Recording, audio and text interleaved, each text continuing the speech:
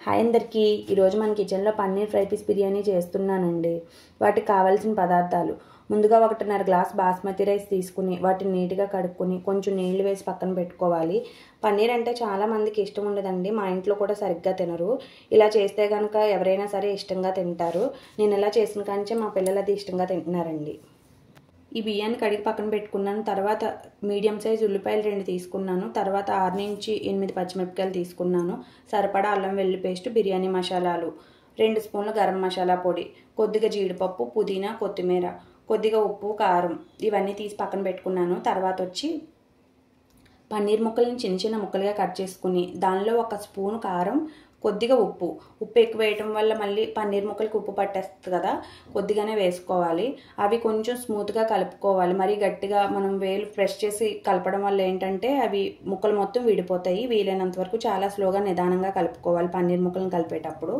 తర్వాత స్టవ్ వెలిగించుకొని బిర్యానీ గిన్నెని పెట్టుకోవాలి.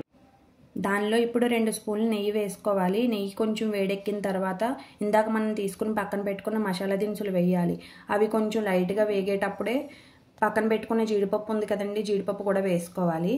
అవి మొత్తం కలిపి కొంచెం ఫ్రై చేసుకోవాలి, జీడిపప్పు కొంచెం గోల్డ్ కలర్ వచ్చే వరకు. తర్వాత మనం ఉల్లిపాయలు, పచ్చిమిర్చి కూడా దానిలోనే వేసుకోవాలి.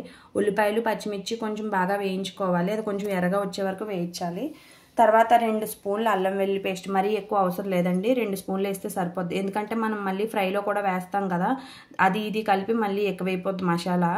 దానివల్ల ఏంటంటే మనం వీలైనంత వరకు కొంచెం దానిలో సగం వేసుకుంటాం కాబట్టి దీనిలో సగం వేస్తే సరిపోతుంది. దానిలో సరిపడా ఉప్పు వేసుకున్నాను. ఉప్పు వేసుకున్న తర్వాత నేను ముందే కడిగి పెట్టుకున్న బాస్మతి రైస్ ఉన్నాయి కదా, బాస్మతి రైస్ కూడా దానిలో వేసుకుని 2 నిమిషాలు వేయించుకోవాలి.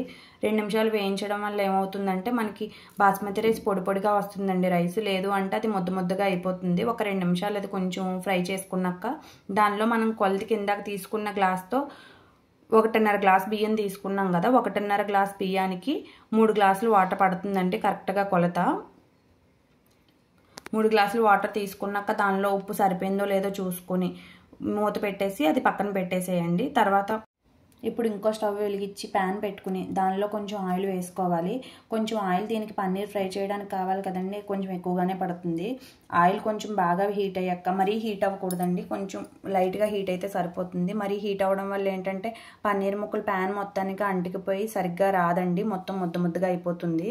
అప్పుడు కొంచెం ఆయిల్ బాగా మరిగిన తర్వాత దానిలో పన్నీర్ ముక్కలు ఉన్నాయి కదా, ఇందాక కలిపి పెట్టుకున్న ముక్కల్ని వాటిని వేసుకుని ఫ్రై చేసుకోవాలి. గరిటె ఎక్కువ పెట్టకూడదండి, గరిటె ఎక్కువ పెట్టడం వల్ల మొత్తం పన్నీర్ ముక్కలు చిన్న ముక్కలుగా విడిపోతాయి. వీలైనంత వరకు స్లోగా కలుపుకోవాలి. ఆ పన్నీర్ ముక్కలు బాగా వేగిన తర్వాత ఈ ఫ్రై చేసిన పన్నీర్ ముక్కలను పక్కన పెట్టుకుందామండి.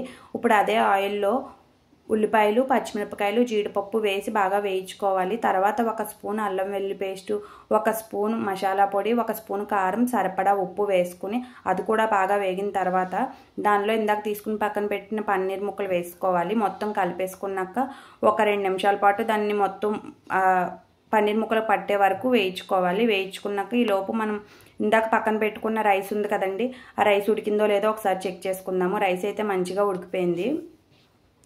ఆ రైస్ మీద ఇప్పుడు ఒకసారి కలుపుకొని రైస్ మీద మనం ఫ్రై చేసిన పన్నీర్ ముక్కలు మొత్తం పైన మొత్తం వేసేయాలి.